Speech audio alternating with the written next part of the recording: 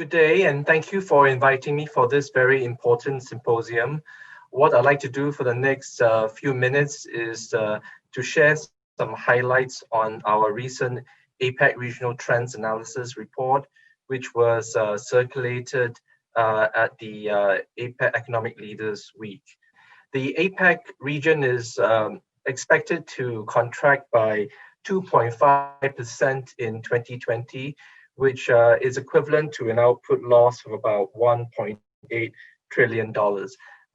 That's pretty much in tandem with global economic growth, which is expected to contract by 4.4%.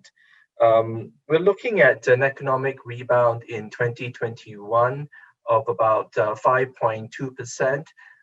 And that's the same as well with the IMF global forecast for 2021. So it's also 5.2%. We've seen that the pandemic itself has exacerbated some of the pre-existing challenges that the region faces. That includes environmental degradation, growing both social and economic income inequalities, as well as the digitalization challenges. We can see here that environmental damage, whether it's through deforestation, logging, increases our exposure to diseases by increasing human to animal contact. COVID-19 itself has, in many ways, worsened these concerns of waste management and waste problems.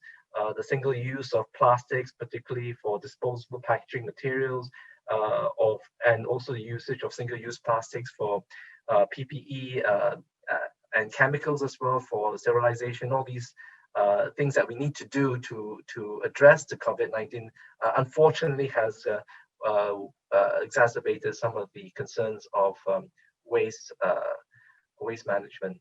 This pandemic is also, in many ways, have magnified some of the social and economic inequalities, particularly among the most vulnerable groups of the population. That includes poor women, the youth, ethnic minorities, as well as indigenous people. For women, the pandemic is added to some of the concerns of existing gender inequalities, particularly that make access to education, employment, and credit more challenging. There's also concerns of a lost generation. Many of the youth are vulnerable to the ill effects of the pandemic. Access to education, skills training have been disrupted either due to the economic downturn or to insufficient infrastructure or access to digital tools. That lack of access to education can lead to scarring effects, particularly in employment. It could be reflected in lower wage levels, fewer career opportunities, as well as diminished prospects for future jobs. In terms of digital transformation, we know that during the pandemic, many of us have been working from home, and the use of digital tools and digital platforms is no longer an option, but a necessity. Acceleration of use of digital tools have also led to its own set of challenges. That includes concerns of cybersecurity, as well as digital fraud.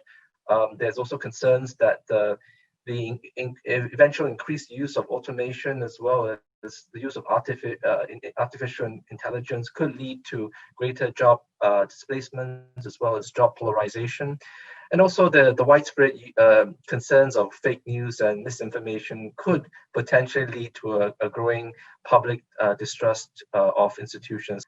Based on the impact of COVID-19, I think there's a need to look at greater investments in green jobs and green technologies, as well as investments in infrastructure, making sure as well that there's equitable access to healthcare, education, infrastructure, and technology, and to maximize the potential of the digital economy while tackling some of the challenges that I mentioned earlier.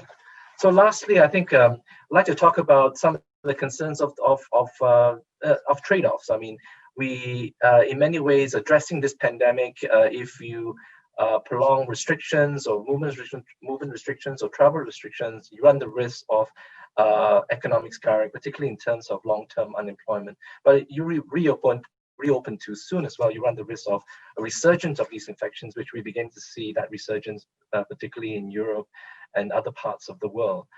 We know that there's been some good news in terms of some success in effectiveness of some vaccines.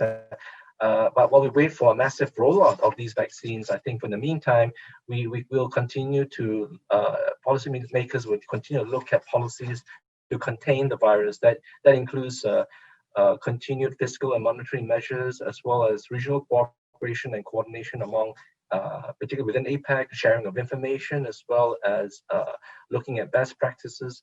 And moving forward in terms of building a much more resilient region, we will need to look at, as I mentioned earlier, investments in digital infrastructure, greener technologies, strengthening global supply chains, logistics, as well as trade relations, and advancing women's economic empowerment. With that, I'll stop here. Thank you very much.